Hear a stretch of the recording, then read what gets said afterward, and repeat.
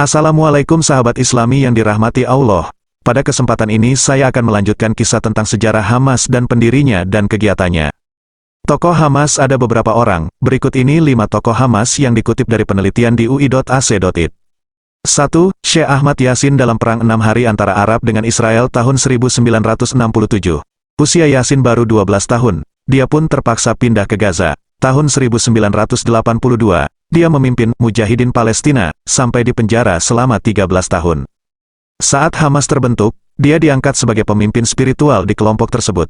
Namun tekanan yang keras dari para pejuang Palestina membuat Israel membebaskan Yasin pada tanggal 1 Oktober tahun 1997.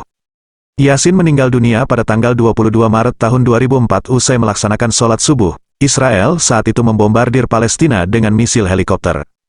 2. Abdul Aziz Ar-Rantisi. Abdul Aziz Ar-Rantisi juga termasuk orang yang membidani kelahiran Hamas bersama Syekh Ahmad Yasin. Rantisi pernah belajar ilmu kedokteran di Mesir selama 9 tahun dan mendapatkan sertifikat sebagai dokter. Tahun 1976 dia kembali ke Gaza dan bergabung dengan Ikhwanul Muslimin Palestina. Dia juga sempat ditangkap Israel, namun dia dibebaskan pada tahun 1997. Sebulan setelah kematian Yasin, tentara Israel membunuh Rantisi melalui serangan misil yang diarahkan ke mobilnya pada tanggal 17 April tahun 2004. 3. Ismail Haniya. Ismail Haniya lahir di salah satu kamp pengungsian di Gaza, yaitu Eshsati. Dia tumbuh dibina oleh Ikhwanul Muslimin.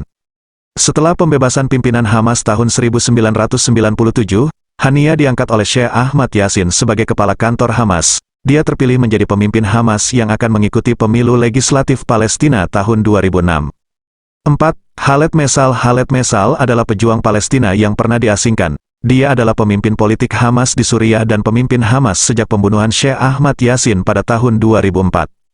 5. Nizar Ryan. Nizar Ryan adalah komandan militer senior Hamas. Dia sempat menjadi seorang profesor syariat Islam di Universitas Islam di Gaza. Dia meninggal dunia dalam agresi militer Israel di jalur Gaza. Kegiatan Hamas bisa dibagi menjadi 2, yaitu bidang sosial keagamaan dan bidang politik militer. Berikut ini sejumlah kegiatan Hamas yang dikutip dari buku Hamas, Ikon Perlawanan Islam Terhadap Zionisme Israel, 2009, oleh Bawono Kumoro. Bidang sosial keagamaan Hamas bukan kelompok yang hanya berjuang lewat pertempuran, tetapi juga merupakan gerakan Islam yang kegiatannya seperti memakmurkan masjid. Gerakan-gerakan seperti inilah yang membuat Hamas sangat mengakar pada tingkat akar rumput. Hamas juga menyediakan fasilitas kesehatan, pendidikan, amal, pembangunan panti asuhan, pembentukan kelompok-kelompok olahraga, seni, dan budaya.